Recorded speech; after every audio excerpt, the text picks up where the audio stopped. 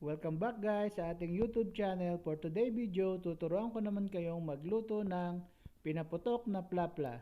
So please guys, subscribe, like, and share sa ating YouTube channel. At pakiclick na rin ang notification bell so that you are updated for my new recipe. So ito ang ating mga ingredients. Hindi kalakihang PLA-PLa. 2 piraso guys. Meron tayong ginger, onion, at tomato. So madali lang to guys, pagsamasamahin lang natin lahat ng ingredients sa isang bowl.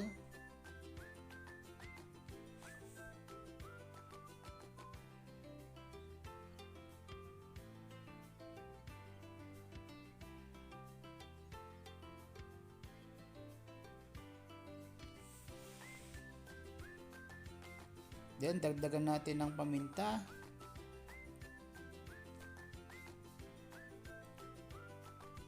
Lagay na rin natin ng asin. At haluin lang natin guys ng mabilis. Haluin natin mabuti guys. So that yung mixture niya ay kumapit ang lasa. So on the other hand naman guys, maglagay tayo ng foil. Lagay na natin ang ating PLA-PLA.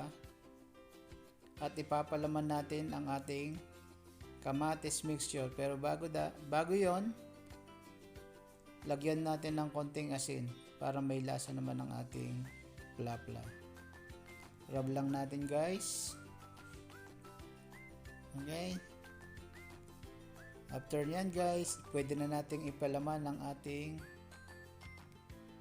mixture sa loob ng tiyan hanggang sa ulo niya.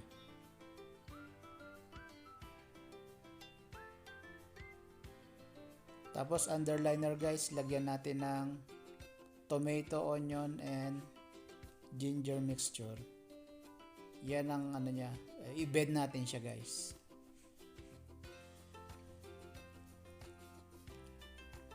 Lagyan din natin sa taas. Okay, tas tinanggal. So lagyan muna pala natin ng butter guys. Ayan, hirap na hirap siya sa paglalagay ng butter. Sige, lagay lang. Di ba? Sige, rub mo lang dyan.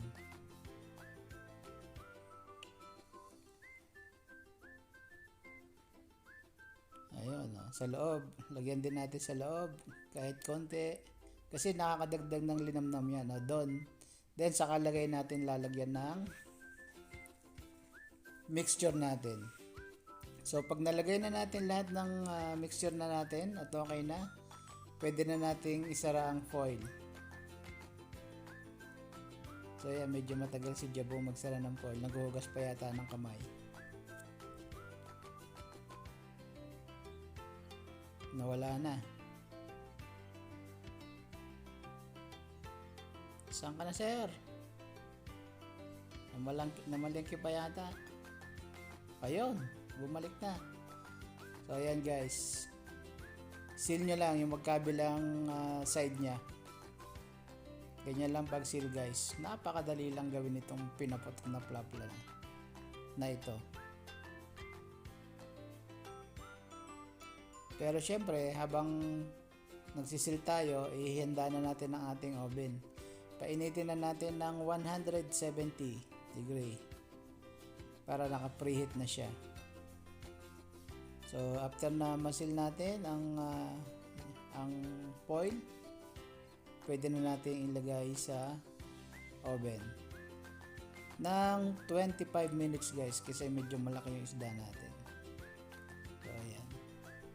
So after 25 minutes, charan!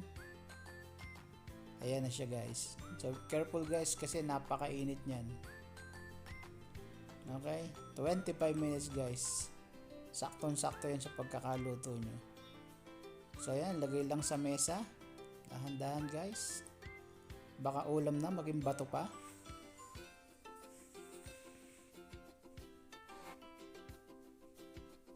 Buksan na uli natin.